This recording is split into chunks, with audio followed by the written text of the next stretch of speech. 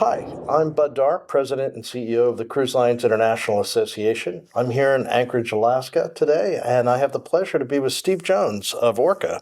Steve, you are the head of fundraising and operations for ORCA. You do some amazing work educating people about marine life, particularly marine mammals, and doing work to help conserve them. Can you describe a little bit the core mission of ORCA and how that fits in with the cruise industry?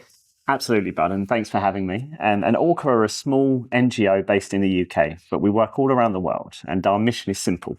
We want to use citizen science, so we want to use ordinary people from all different backgrounds study and understand whales and dolphins. So working with our friends across shipping, particularly those in the cruise industry, we collect scientific data on whales and dolphins all over the world to help understand them so we can help to protect them better. So, when it comes to the interaction between whales and ships, it's often not pleasant, and the ship typically comes out in the upper hand, but nobody wins when one of these magnificent creatures gets harmed.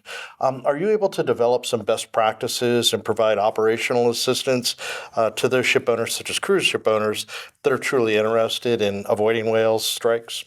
Absolutely. It's something that we're known for and something we're really proud to work across the shipping industry with, but particularly, again, with our friends in cruise.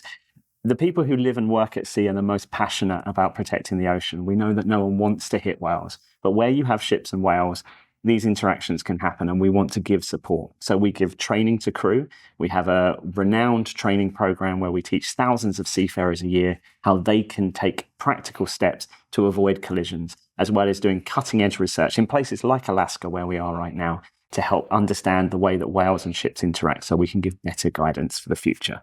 And my understanding of how you operate is through a network mostly of volunteers. And then I also wondered if you could comment on that as well as the integration of technology and helping to be more and more effective at avoiding whale strikes and learning about these magnificent animals.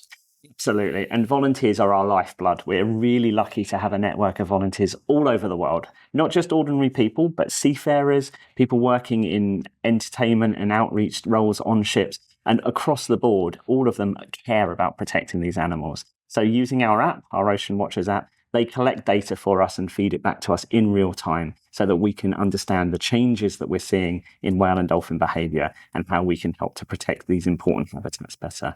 And technology is playing a leading role. Our app is one example. There's lots of other great pieces of technology out there that are being used to alert ships to whales.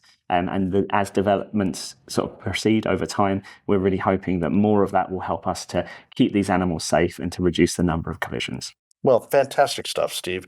Thank you so much for joining us here in Anchorage, and thank you for the work you've done with the cruise industry as we shared this mutual interest in doing the best we can to learn about these incredible animals and help preserve them for future generations. Thank you, Bud, and thank you for having me. It's an absolute pleasure to be here. Thanks, Steve. Thanks.